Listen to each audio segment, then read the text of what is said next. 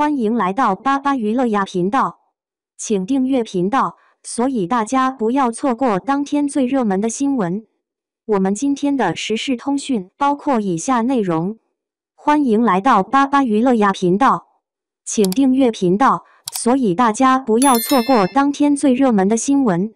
我们今天的时事通讯包括以下内容：空降5级，拿下全网热度第2。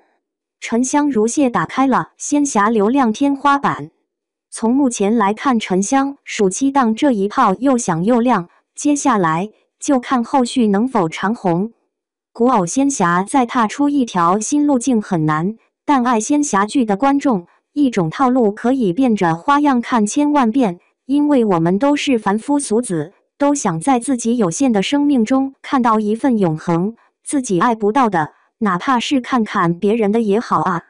大概没有一部古偶剧像它一样播出过程百转千回，还没开播，观众已经千呼万唤，一次次传出定档的小道消息，又一次次希望破灭。有剧迷放话，今晚再不播，再也不信了。结果稍显平淡的暑期档竟突然开荤了，沉香如屑直接来了，国剧顶流开创空降新玩法，不官宣定档，直接官宣开播，而且是官宣完了立马开播，一播就是5集，一切来得猝不及防，剧迷直接过年，也难怪万众期待。10多年前大热的经典网文小说改编，主演凭香蜜沉沉烬如霜飞升的杨紫，凭琉璃成功杀入一线的程毅，号称2大虐王合体。2位导演代表作周生如故，又一部古偶虐剧经典，原著、卡斯、班底都堪称古偶顶流，妥妥的 S 加大制作。首播当日，一口气拿下全网热度第2，仅次于会员收官的大热剧《幸福到万家》。但首播后争议也如影而至，杨紫演技套路，特效过于5毛，程毅肤色显黑，原著难1变难2，所以到底行不行？一口气追完5集，直接下结论，曾经不屑一顾，如今入戏太深，是时候说说仙侠古偶剧了。一开场，杨紫哭戏演技全开，香蜜加琉璃的古偶气质就出来了。故事开场，一个奇幻仙境就立马呈现在眼前，随着镜头的转换，我们进入到迷离幻境中，一个男子站在万丈深渊之上，似是在水墨之中，绝世而独立。这画风美得不一般，天行台了吴桥等场景都很飘逸，一出现就让人眼前一亮。有充满仙气的唯美，有古朴悠远的禅意，画面随手一截犹如水墨丹青，令人心旷神怡，但又带着一丝飘逸之下厚重的寒意。这时镜头给到杨紫饰演的严旦，只是开场已经演技火力全开，一惨笑，这天行台我为你上过一次，不想再来了。一哭，愁肠百结化作一滴泪，能让人感觉到他心中的痛和无奈。一跳，心灰意冷，绝情断爱，一个仰身，瞬间坠入万丈尘埃，情绪饱满，对比鲜明，杨紫的一滴泪仿佛滴到我心上。都说古言仙侠剧不外乎2个重点，仙气飘飘，侠骨柔情，沉香也不例外，剧情集齐了神仙爱情可能会有的甜和虐。故事说的是身为上古彝族四叶汉旦的女主角严旦与应渊君唐周相爱相杀，历经误会与磨难，最终收获爱情，携手守护天下苍生的故事。光是这个开场就知道是妥妥的虐恋仙侠风，更有种香蜜和琉璃交汇的既视感。接下来就是看他们的爱情跨越生生世世，几经生死，情深不负。套路吗？我倒是觉得这样的开场才有仙侠剧那个味。至于爱或不爱，其实不在于开场，而在于仙侠剧是否还是你的那盘菜。2. 把沉香如屑和其他同类剧放到一起看，差别就出来了。开场的跳珠仙台显然是回忆段落，进入正剧，剧集的3大亮点很快显山露水。亮点1：古偶仙侠只是一个壳，编剧在下一盘很大的棋。虽然故事核心是男女主的千年之恋，但很明显故事可不光是谈情说爱。才第1集，一个仙界、妖界、魔界组成的庞大世界观就出来了，而魔界才开场就已经开始搞事情。一场请仙魔妖3界共同观礼的3界大型活动，魔界长老和仙界主将几句话言语不合，二话不说就开始动手抢夺4叶汉蛋，也就是化身而成的女主颜淡和姐姐。这场大戏显然是主创要为整部剧定型。魔界群魔造型暗黑，仙界众人服饰以素雅古风为主，但不失精致。一个个人物或灵动俏皮，或英姿飒爽，或风神俊朗。接下来就是一场仙魔大战。跟有些观众的观点不同，我倒是觉得特效的精美程度肉眼可见，随便一瞥就仿佛看到经费在燃烧。双方各展实力，但仙界众人明显不是对手，尤其是仙界元帅完全不能打。关键时刻，原本在家品茶下棋的帝君男主飞身赶来，几个回合秒杀魔界搞事团队，1秒平息纷争。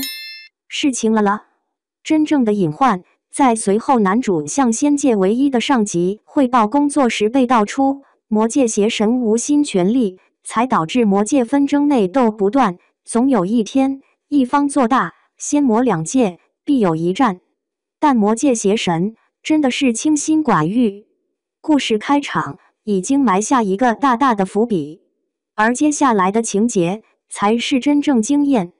又一次协助魔界平息内乱后，仙界来处理自己内部的叛徒为情所困，将仙丹送至魔界的仙姑。君上对事件的总结是：长势动情，毁掉的是千人性命。如果说帝君动情呢？换言之，仙界不容有情，一旦动情，任何人都不过是仙归下无尽循环中一枚随时可以被牺牲掉的棋子。再看男主应渊行刑时那个不忍的表情，残酷还是第一层。这个情节其实足够细思极恐。所谓仙界，享受着号令3界、挥斥方遒的权力快感，沉湎于千年如一日的秩序井然，却看不见3界里一个个渺小的情。伏笔埋下，接下来就等男女主如何犯禁了。亮点2：仙界大女主解锁爽度，缓和仙界压抑氛围。在女主登场前，这个仙界只有仙龟，没有人气。但女主一登场就不同了，这个在仙界要啥没啥的小仙女，并没有成为仙界受气小媳妇，而是展现着新时代仙女有的姿态。笨手笨脚的玩闹，机灵鬼马的逗趣，步步为营的情感推进，像是把杨紫的那股灵性放到了最合适的赛道。仙侠剧最怕走向塑料感和影楼风的假大空，要避开仙侠剧这一节，就必须给剧集注入人气。就说女主一出场，性格立马出来了，一个大写的人字。仙界中规中矩，归行矩步。她呢，上来就拍仙界大戏，化身仙界第一女编导。为仙重情义，讲义气。在应渊的府邸，九岐一族的小黑鱼化为人形，颜淡给它起名鱼黑土，黑鱼看成鱼墨，还直夸起得不错。结果女主直接捅破文化滤镜，你不就像黑土吗？行吧。男二，我还是喜欢叫黑土谢谢。虽然起名不怎样，但女主够意思啊，一句话招待了，以后你跟着我，保管你吃香好的喝辣的。难怪后鱼黑土跟着女主上天下的，这么讲义气的仙女不多见了。女主姐姐弄坏了帝君的混元1代，颜淡揽过罪责，应渊罚她入自己府邸接受思想教育。结果仙界一个万千女子倾慕的帝君，直接被女主叫成了番规君。为了抓住番规君，颜淡设下陷阱，却反被帝君捉弄。看着杨紫一脸的面粉，还在空中写出一个大大的蠢字，这段我笑到半夜惊动四邻。有了这么个女主，仙界想闷也很难了。亮点3：男女主的 CP 感其实也是一点小惊喜。一个冷静帝君，一个搞怪小仙女，看上去是貌合神离的 CP。其实相反，他俩是貌离神合。比如颜淡学了1.3脚猫的仙术，想偷袭应渊，无奈对手太强，惨遭捉弄，还被戴上禁制手镯。那行吧，趁着帝君沐浴，把衣服顺走总是可以的。正是这些搞笑铺垫的细节，让二人未来撒糖不至于生硬。因为两人的情谊，在互相理解与磨合中，慢慢转变为情谊。一开始我还担心两位的化学反应，5集下来 ，CP 感不断增加。女主那种快乐非常纯粹，感染力十足，与儒雅清冷的帝君搭配相得益彰，被甜到了。我劝你不要太投入，因为虐恋才刚开始。3. 全员仙侠剧演技在线，杨紫稳健，诚意入戏，孟子义惊喜。除了故事情节沉香，最引发讨论的，当然还有主演们的演技。但在我看来，应该在演技前面加上3个字仙侠剧，因为在架空的仙侠世界，演员的演技也有固定的套路和模式。在开播之前，大家对于杨紫的演技是既期待又担忧。期待的是杨紫重回古偶，担忧的是之前剧透的营销号一直在吐槽杨紫的颜值。但好在证据出来，在我看来，颜值杨紫是不在个人最佳状态，但演技杨紫交出了满分答卷。常规的仙女那都是冰肌玉骨，不食人间烟火，没有半点世俗的那种欲望。但杨紫演的女主一出场，就是仙界一抹特别的色彩，天真孤勇，面对帝君这样的大人物，敢直接对古灵精怪，会各种想花样整蛊帝君，当然最后整的是自己。外表有点鬼机灵，小聪明不少，但其实内心玲珑剔透，还是个解控。谁敢吐槽他姐姐？解控立刻上线。姐姐为什么不去考试？颜淡娥这种可爱小仙女的角色，一不小心就容易演得浮夸、尴尬。但杨紫表演起来，表情不过火不做作，反而透着一股鲜活可爱，自然随性中恰好立住人物，有点勇，有点憨，刁蛮不任性，灵动又重感情。杨紫的表演没有情绪明显，表情夸张的表演方式，都是小动作、小表情，但胜在精准、妥帖。除了演技外，还要夸一夸杨紫的台词。这回杨紫用了原声配音，同几人的声音听多了，观众早就苦配音久矣。我不觉得杨紫的原声模糊啊，反倒是恰有一番爽朗风味，配起古偶剧来毫无违和感。接下来杨紫的角色还有大起伏，白发战损妆之前就上了热搜。杨紫的哭虐演技显然有的发挥，诚意的表演我认为也完全合格。有观众吐槽她面无表情，但面无表情有面无表情的道理，她演的本就是英俊潇洒、沉默清冷的仙界帝君，不动声色才是人物的正确演绎方式。诚意塑造古偶角色，一直是如同完成一幅东方山水。开场用简单几笔线条提炼特点，观众一下子就熟悉了这个人的轮廓，进而才有兴趣了解山的全景。到后面，这个人物还会有各种山中奇景、奇峰崛起。预告中一段晕厥的戏，诚意真真的把一位仙界帝君迷离的状态给表现出来了，隔着屏幕也能让人感同身受。应六界安好，苍生无恙，冤家堂，除妖安民，傲娇毒舌，周家玄，叱咤风云，腹黑炫酷，好戏在后面。刚开场就吐槽演技不佳也太着急了。其他角色中孟子义也很有惊喜，开场颜值确实惊艳，接下来这个貌似唯唯诺诺的角色会有大反转，希望孟子义能把握机会吧。仙侠剧演技很难像现实剧一样演出极高的深度。相比现实剧的演技，这种表演更重要的是让观众共情。只有将观众带入角色的奇幻世界，才能让观众看得进去，看得下去。从这个意义上所说，总之，开场角色的演技水平虽然有参差，但总体而言并无人拖后腿。而杨紫诚意的演技炸裂时刻，应该还在后面。4. 古偶仙侠剧的套路真的有必要打破吗？目前来看，剧情发展节奏挺快，整体轻松搞笑，该燃的地方很燃。男女主互动也不单纯是为了撒糖，符合剧情推进和人物设定。特效也并不拉胯，很多名场面都能感受到经费奋力燃烧。这样稳扎稳打的酥和甜，才能真正戳中人心。当然，缺点也不是没有，比如滤镜磨皮还是很严重。前5集故事涵盖的世界观过大，导演急着讲故事，会给没看过原著的观众一种没看明白的感觉。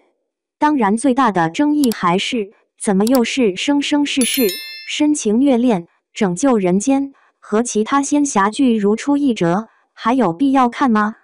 但古偶线下的套路真有必要刻意打破吗？为什么观众爱看古偶仙侠？不就是爱看帅哥美女在奇幻世界虐恋情深，去对抗疲惫的生活吗？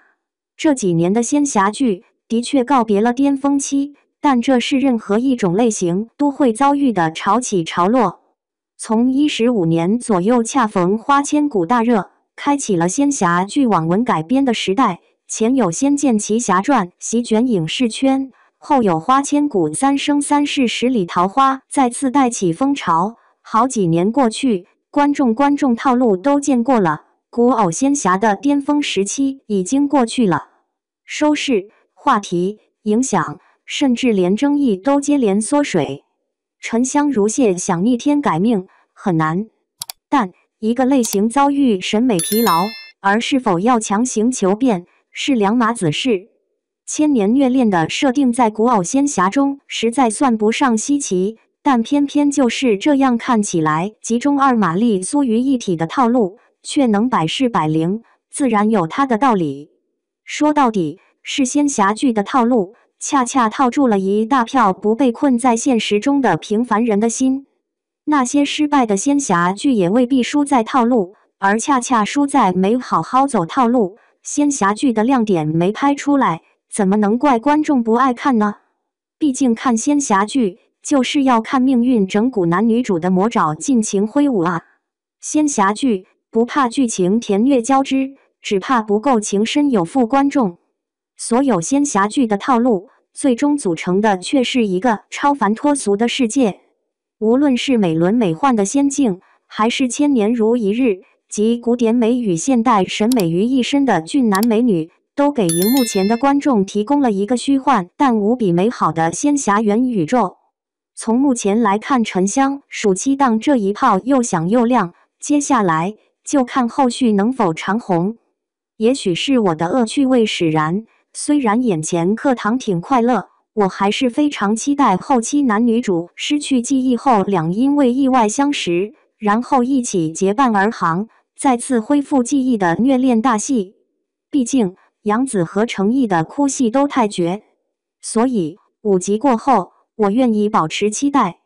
古偶仙侠再踏出一条新路径很难，但爱仙侠剧的观众，一种套路可以变着花样看千万遍，因为我们都是凡夫俗子，都想在自己有限的生命中看到一份永恒，自己爱不到的，哪怕是看看别人的也好啊。想不到一开始看仙侠还不屑一顾的我，最终竟然入戏太深。